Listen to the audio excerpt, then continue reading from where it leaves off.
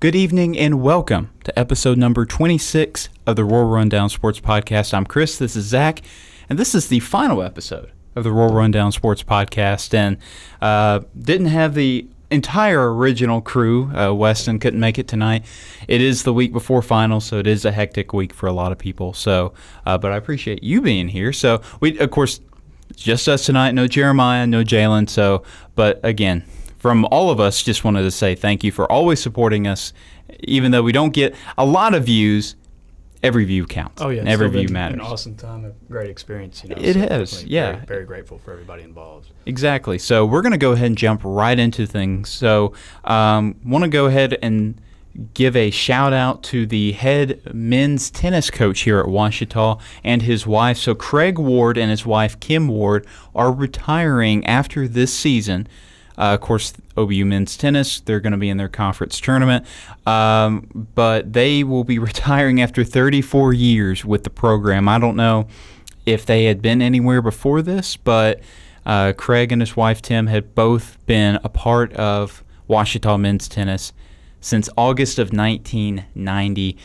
Kim had been the longtime manager of the what is now known as the Kim and Craig Ward Tennis Center here on campus, and then Craig had been the coach of Ouachita men's tennis, again, since August of 1990.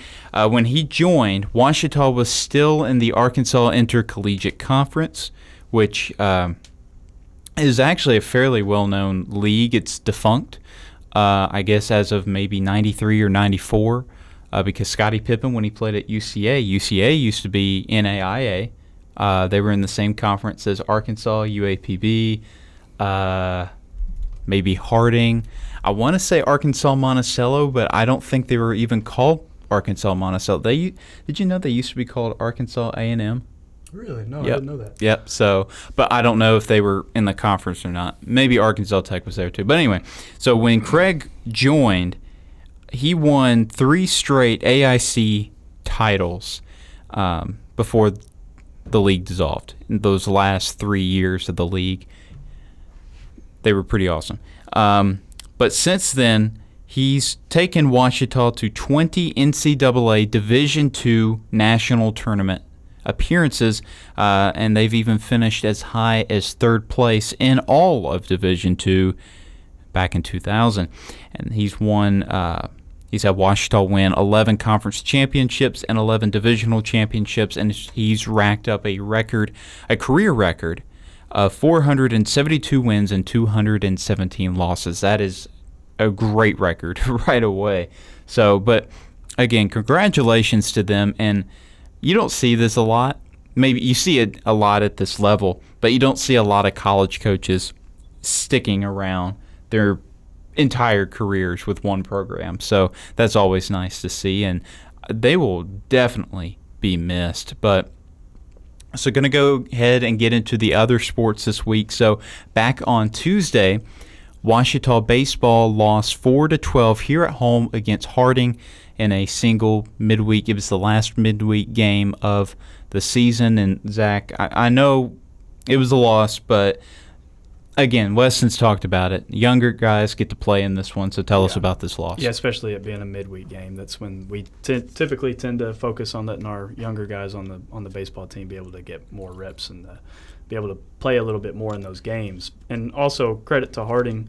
They're a pretty good ball club, and they've got, I believe they're standing at a 31-14 record, so that's pretty impressive to them. Tied for first. And so yes, tied for first place. So we knew we were going to have a tough matchup ahead of us coming into the game, and it was really close until the 8th or 9th inning is when they blew it open, because I believe it was 4-3 going into the 8th inning, and then in the 8th inning, Harding scored 3 runs, and in the 9th inning, they scored 5. So that's, right there at the end of the game is when they were able to pull away from us. But some of our guys that played well for us, Cooper Newsom, he accounted for 3 runs off of 3 hits and 2 RBIs. And so that was definitely a very great game for him.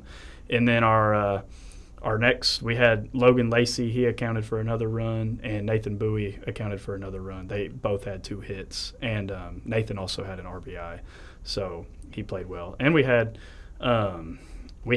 five. I believe we had 5 pitchers come in and get some playing time for us. Andrew Hayden, Braden Tucker, Weston Bailey, our very own Weston. He was able to get in, and Kaiser Smith and Cameron Marchand. I think he led the way for us this game. But so yeah, we were definitely able to rotate in a lot of guys, and sad we couldn't come away with the win, but we were able to bounce back later on in the week. We'll talk more about that later, but we did have some more matchups against Henderson later where we were able to come away with, be able to come away with a win against them. Well, let's talk briefly about tennis before we get into some incredible softball. I didn't mean to say actually, but some great softball action. So, Ouachita women's tennis, of course, their regular season is over.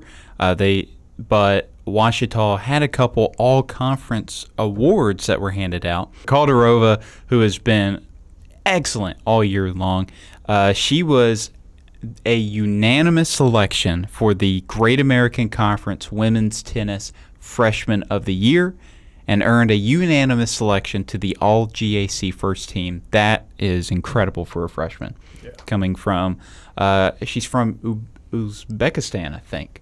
So, but Ouachita is definitely glad to have her. And also, senior Austin Crocker earned All-GAC Second Team honors. But Calderova, first time Ouachita's ever had a Freshman of the Year. And this is also the third time that Ouachita's had somebody make the All-GAC team. And for Crocker, she has made an All-GAC team in all 4 years of her Ouachita career. That's pretty incredible as well. So congratulations to both of y'all. But speaking of tennis, actually, I'll get that. That was on Thursday. But we had some games on Wednesday, and it was Ouachita softball against Division I Arkansas Pine Bluff. It was a midweek doubleheader in Pine Bluff. Tell us about it. Yeah, we played. Our first game was at 1, second game was at 3, so both back-to-back. But first game, we were able to surprise them and come away with a 2-0 win. And then our second game right after that, we were able to keep our momentum, and we beat them 6-5 in the second matchup.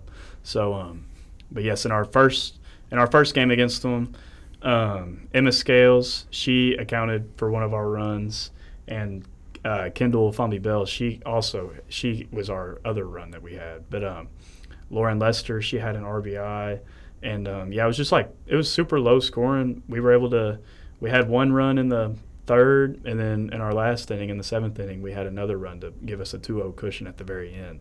But we were definitely able to, whether our bats are hot or not, we were definitely able to keep them at bay in the field, shutting them out. But Jenna Austin and Hannah Hunter, they both did a great job pitching for us, and Hannah Hunter was credited with the win. And so, but yeah, they both.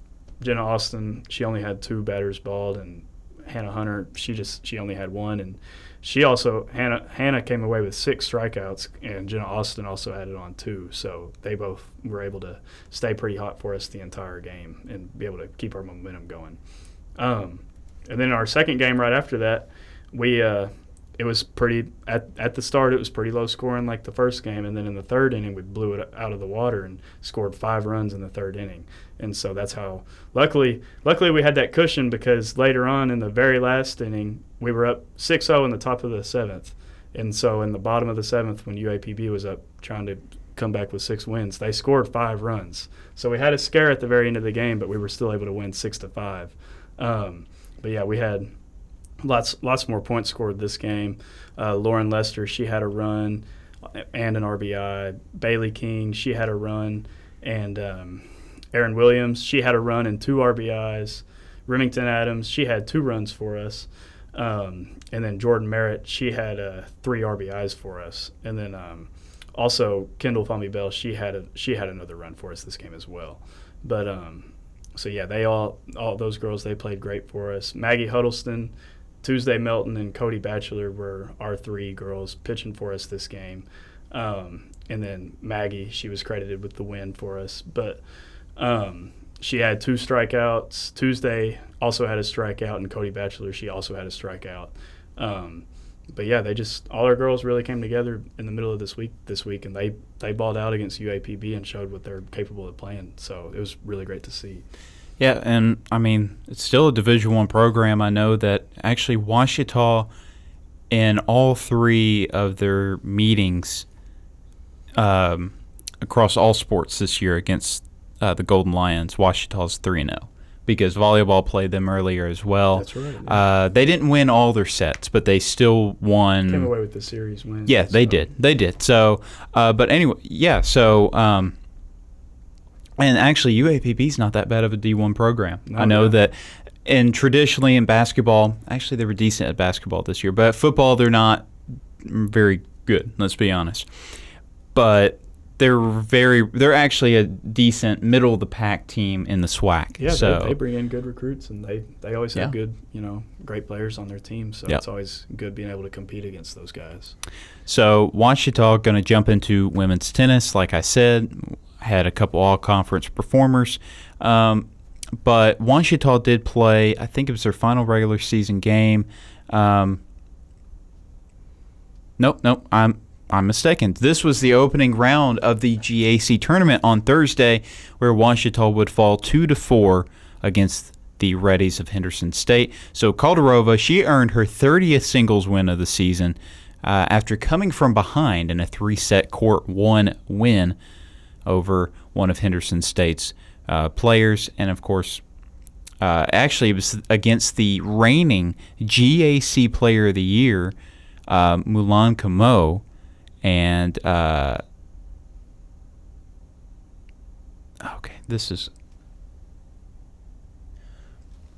my bad. I was reading what they said, and I was a little confused. I'm not a tennis expert, but Kamo, of course, when you're in a match against a singles match against another player, you don't play one game and that's it, basically. Or it's like a set. You play, I think, at least 2 sets.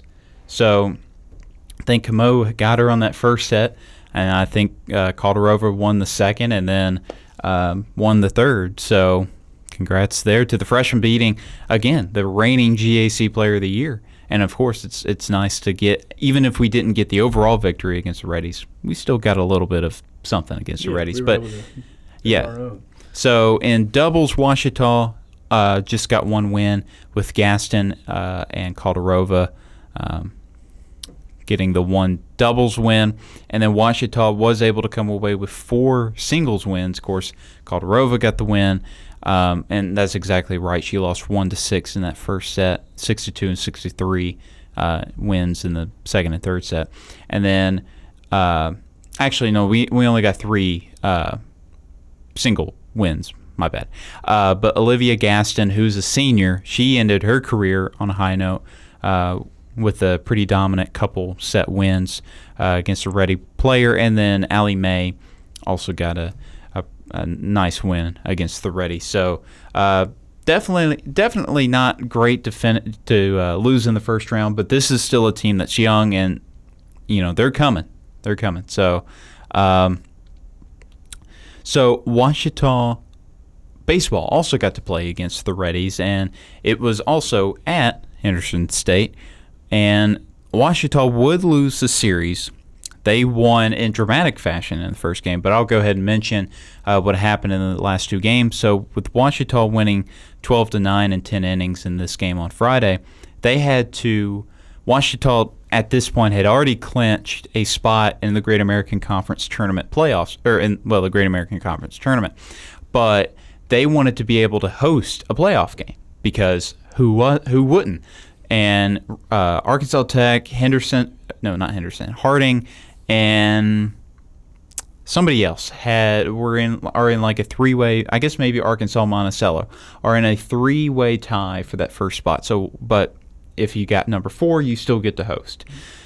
Ouachita needed at least 1 win against the Reddies on Saturday, and they unfortunately could not get it done. They were both very close, but still, Ouachita is in the tournament. They're going to be heading to Russellville in the first round. So, but go ahead and talk about, again, the win on Friday was incredible. Go ahead and talk about that one. Oh, yeah. So as Chris, like Chris just mentioned, all 3 games were super close. And first game we were able to come away with the win 12-9 in extra innings. But the 2 games we lost on Saturday, the first game we lost was just 3-1, and the second game was only 3-2. So we were right there neck and neck with them the whole entire time.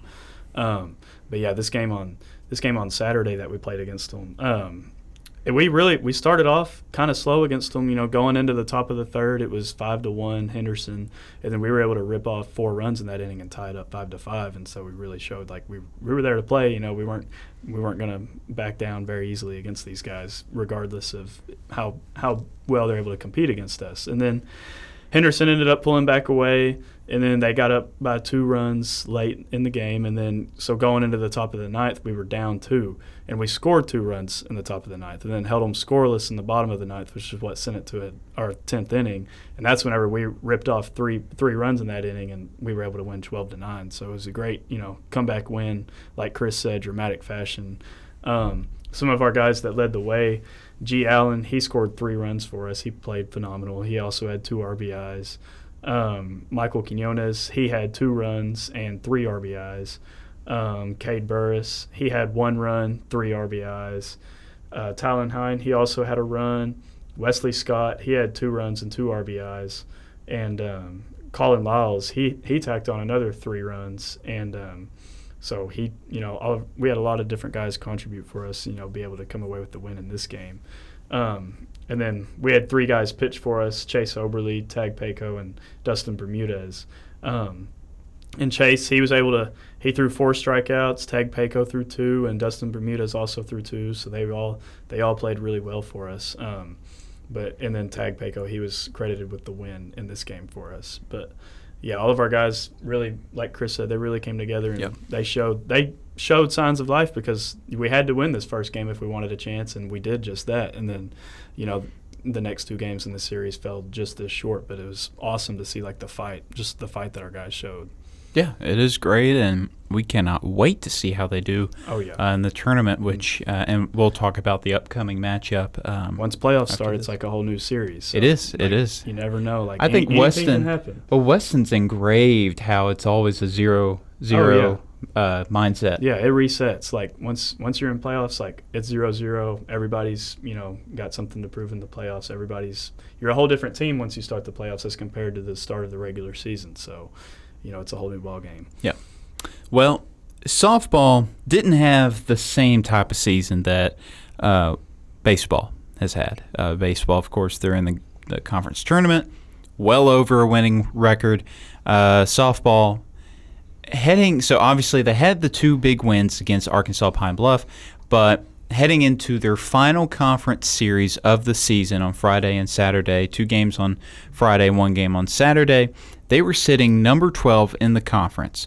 Now, Ouachita, and they were playing the Northwestern Oklahoma State Rangers. Now, this was not only the last series, and that Saturday game was the last game for the 5 seniors that were being honored: Emma McCorkle, Lauren Lester, Hannah Hunter, Maggie Huddleston, and Aaron Williams. It was also my last broadcast as a member of OSDN, so that was special for me. Now, the Rangers of Northwest, they were number 11 in the conference, and also hadn't had a hot season at all. But Ouachita, in that first game, they started out really well. They came out and they took control, and they were able to win 6-5, even fighting off a potential Ranger comeback. And but the second game on Friday, now that one was storybook, because Ouachita was down 5-0 heading into the 4th inning. Ouachita scored a run in the bottom of the 4th, and then the Rangers scored in the top of the 5th. So they were still down by 5 heading into the 6th inning. Again, Ouachita, they scored, so they cut into the lead just a tiny bit. They're down 4 at this point. So bottom of the 7th comes, and Ouachita's, who was it? It was Bailey King. No, it was actually, excuse me, it was Jordan Merritt got to base, and due to an error, so and she sent Remington Adams home. So 4-3 is now the score. Well, yeah, that's right. So, and then Bailey Nope. I am so sorry. I'm trying to read this, and I obviously can't read. So, but Adams, that was in the 6th inning. No, in the 7th, Bailey King was hit by a pitch and sent Caitlin Province into base. So the bases were loaded by the time King was hit, but bases were still loaded as Aaron Williams, the senior from the duck and rice capital of the world, Stuttgart, Arkansas, came up to the plate. And she really hadn't had that great of a game up to that point. And I was not, we're down 6-3. I was not expecting at any moment home run is in the picture. So she's sitting there for a bit, and a few pitches go by, and then all of a sudden just pow! And I don't even know where it went, but, that ball just went bye-bye. Just absolutely rips one. Yes, and in the moment, I thought this was the last game because there was a significant threat of rain, which Langston Field doesn't. It floods every once in a while. It doesn't have it does not have good drainage. So I was like, okay, if it rains, if it pours, we're not having a game on Sunday. Well, sure enough, we did have a game on Sunday, but I was a little excited for that grand slam call by Aaron Williams, so let's take a look at my call of that one. Here's a pitch. And she swings at it. It's a high one. Is it good? Is it good? It's good! Grand slam! Ouachita! And they have taken the lead! Wow! Aaron Williams, home run number 8. She has got this crowd on its feet. And Washington walks it off with possibly the last victory and last game of the season here at home. Wow! Wow! Oh my goodness, what a way to end. If this is the final game of the season, what a way to end it. All right, so the game on Sunday it was also very exciting. Ouachita, but Ouachita and Northwest, their conference records were tied at 7-25, and I know those are not pretty records, but for Ouachita, this was a chance for them to no longer be in last place in the conference, which at this point, playoff aspirations out the window. But this still means a lot to a team that is very young and to a team that has a first-year head coach in his first college run. He's never coached college up until this year. So it's very important for a lot of people. And it's, of course, very important to the seniors that were being honored. And so in the game on Sunday, Ouachita struck first. They scored a run. And this was actually a pretty close game throughout. But so Ouachita had a 3-2 lead entering the top of the 7th. And then the Rangers, unfortunately, gave up. Rangers had a 2-run homer and took the lead. And offense really had not been coming that easily for the most part for Ouachita. So chances of coming back were a little slim.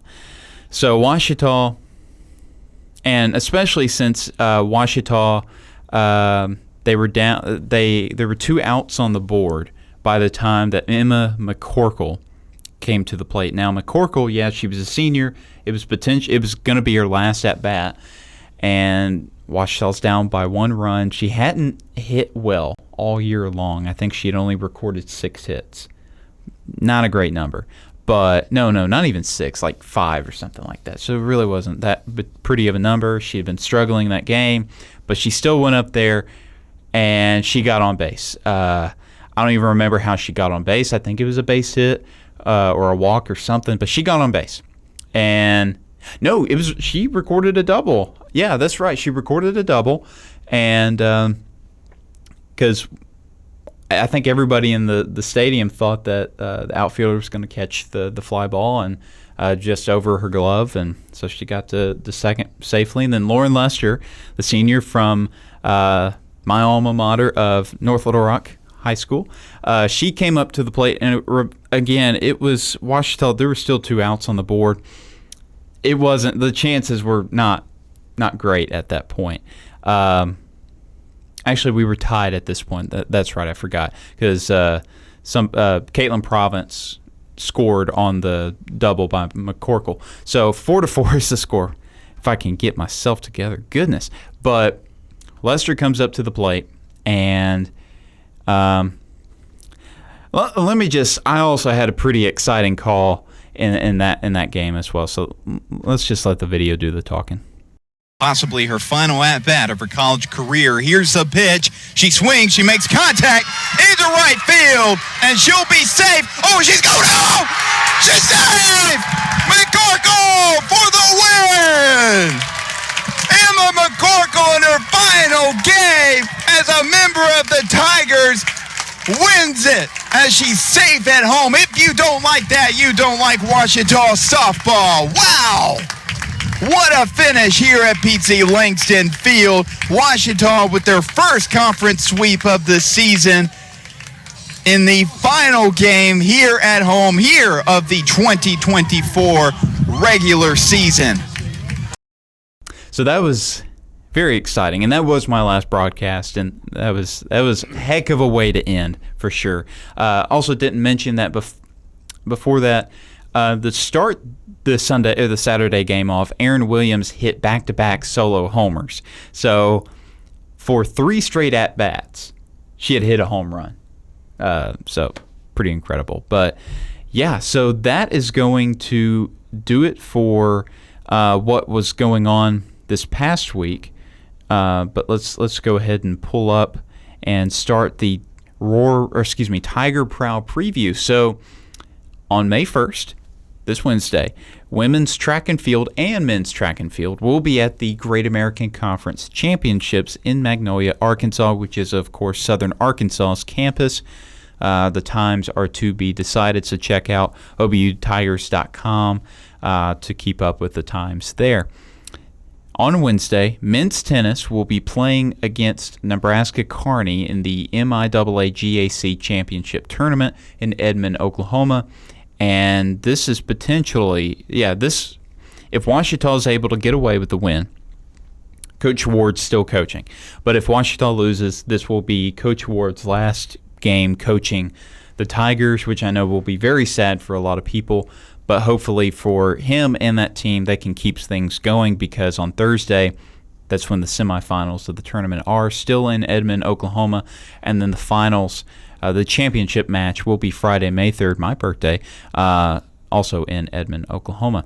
So, and the women's and men's track and field championships will be going on until Friday as well.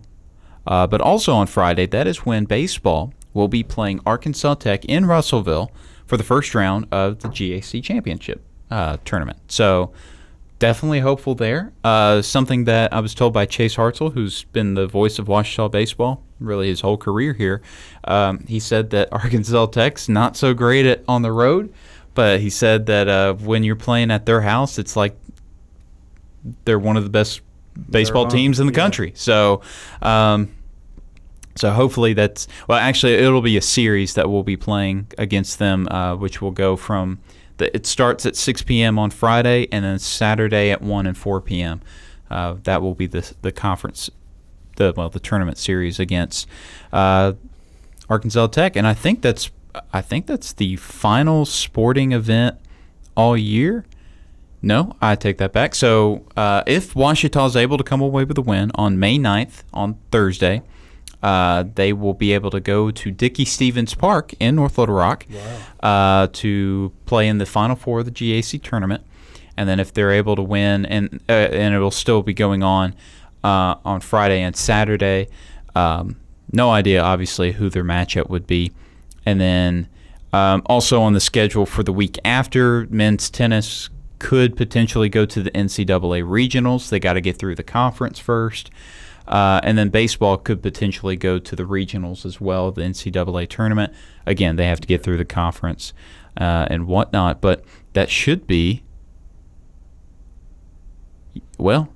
again, College there's World Series. Well, yeah. There's the World Series. There's the Nationals. If men's tennis can make it that far, it'll be in Altamonte Springs, Florida. I don't know where that is, but I hope it sounds nice. Sounds like it'd be nice to go. And then women's and men's track and field, if they make it to the NCAA championships, it'll be in Emporia, Kansas. And then, of course, baseball could be playing in the super regionals. And is there anything else? Because this is the last episode of the year. I got to make sure I'm thorough. D2 World Series in Cary, North Carolina, June 1st and 2nd. And again, more baseball stuff. And this is, of course, hypothetical if we can get that far. I'm confident that we can. But no, that'll be it towards the first part of June, which seems like a long ways from now. But hopeful that Ouachita track and men's tennis can make it to nationals and whatnot, and be the best teams in all of Division II. That would be pretty awesome. Yeah, but very, very optimistic. Yeah, very optimistic. So I haven't done this segment in a while, but the GAC Overachiever segment, something that I had just seen recently. So the NFL draft was, I guess this weekend. And just very recently. A lot of great storylines. 2 Hogs drafted, which was nice. But one of the Harding wide receivers was invited to the New Orleans Saints rookie mini camp. Really? Yeah, and I was like, wow. They don't pass. I was like, why? Yeah. I looked. It's Roland Wallace, I think. That's very surprising. Yeah. Just given their offense that they played. No. Yeah. He had 130 yards this last year on 5 catches, so I think he was the team's leading receiver. They definitely must have saw something in those 5 catches. I think looking at the tape. Yeah. Well, I think he's. He must be a really good blocker or a really good special teamer. I looked. He doesn't have any return statistics, so that's not it. I think he must just be an excellent blocker. Of course, everybody wants blockers nowadays and wide receivers. Yeah. You know, because you're trying to get more yards after catch and stuff like that. So, but hey, I know a lot of Ouachita people don't like Harding, but got to commend the guy. Yeah. Congrats on that. Who was our 2 Hogs we had drafted? I know one was Cam Little. Yeah, he was going to the Jaguars, and then Bo Limmer going to the Rams. Okay, that's cool. Both in the 6th round. Yeah. So, and then we've had a bunch of other Hogs that have gotten undrafted deals or mini camp, like Dwight McLaughlin going to the Vikings. Brady Latham's going to the Jets. Oh, okay. I just saw, I think it was either today or yesterday, but Trajan Jeffcoat, who I was hoping would be like a seventh rounder. I wouldn't have been surprised. I was surprised McLaughlin went undrafted. But, Me too. But Jeffcoat, I think, is going to the Saints. At least, I think he signed like a true deal. John Morgan III going to the Patriots. Really? Yes, I was kind of surprised about that too. Yeah, me too. And then I want to say Walcott also got a deal with somebody, or safety, but I don't remember. And I was just thinking about this DB from Arkansas that also spent time at Baylor. Snacks Johnson transferred out of Arkansas. I don't know if you've been keeping up with that, but he has been a little bitter about his time at Arkansas. Yeah, he just kind of, you got new guys come in, and guys sometimes lose their spot. He lost his spot, and I guess instead of sticking with the program, going back to Baylor. Yeah, he's just going right back. So yeah, it was funny. His Instagram caption said, "My bad." I'm like, he's like, "My fault." Like, my fault. I'm back. I thought the grass was greener. Maybe it would, and I'm going to come back. So it's like, it was funny because Isaiah Sategna in that first post, he had said, "Dude was afraid to play in the SEC." He got one year of it and said, He was good, but I think if he lost his spot, then that's a pretty good indication that someone is better. Yeah. So I'm going to trust Coach Pittman on it. Yeah, but trust our coach's judgment. So. Yep, exactly. So anyway, so Zach, I know we were talking about this before we went on, but I know you have one more year here. But what are you hoping to do after college? After college, I don't have a specific place or area in mind, but I would like to stay in Arkansas, I guess, and my major is business finance, so like to do something in the business, area field of finance or accounting. I've been looking at, like you said, I have one more year left, but for the summer I have been looking at getting an internship at somewhere like in Central Arkansas. And so I've been looking to just kind of get some experience going, doing something finance or accounting related. And maybe be able to work at a corporation like a bank or a nonprofit or someplace like that, and kind of, get a feel for things and kind of get some experience in the field that I'll be graduating in. So, but I don't have a specific job in mind yet, but I know like after this summer and like, going into next year, I'll continue to have more of an idea of maybe something I'll like more specifically. Well, I know you had mentioned possible internship with Baptist Health. So any Baptist Health people, this is your guy right here. Hit him up with an internship. But that would be awesome. And then for me, I'm just hoping to get I never told you this. I told Jeremiah this. So this podcast at the Arkansas College Media Awards, which took place 2-3 weeks ago, won a couple of awards. Yeah, I've seen it on LinkedIn. Yep, that's right. I did make a few posts. So best. Again, this great is advertisement for the podcast. Yes, it's an award-winning podcast. Yeah. So first place for audio and first place for video podcast. So, and it's specifically for an episode, and it was the episode. I don't remember what all was in it, but I know I included the interview with Kendall Givens. Yeah. So maybe be a big part of the Yes. episode. Yes. Kendall, very Yes, I thanked him for that because I was like, he probably won the award. Yeah, because it was a pretty good interview. But yeah. So but I'm hoping to get into broadcasting. I've been doing that here with Ouachita Sports Digital Network, and even though I've been called the podcast king, not exactly something I want to. It's not exactly a career. I don't see myself being like a Westmore, Justin Acree with 103.7 The Buzz. Right. I don't see myself or Randy Rainwater or any of those guys like that. But anyway, it's been really special being able to do this, and I've really appreciated your help and Weston and Jeremiah and Jalen and. That is everybody involved, and a big thanks to Chris Babb, who's allowed me to do this and kind of allowed me to do the idea and spruced up the room a little bit. It wasn't as fancy as this last semester, and it definitely was not fancy at all the years before. So I'm glad that we've been able to have this opportunity. So again, thank you all so much for every year tuning in, and I do appreciate it. We all appreciate it. So for one final time, have a good evening, God bless, and go Tigers.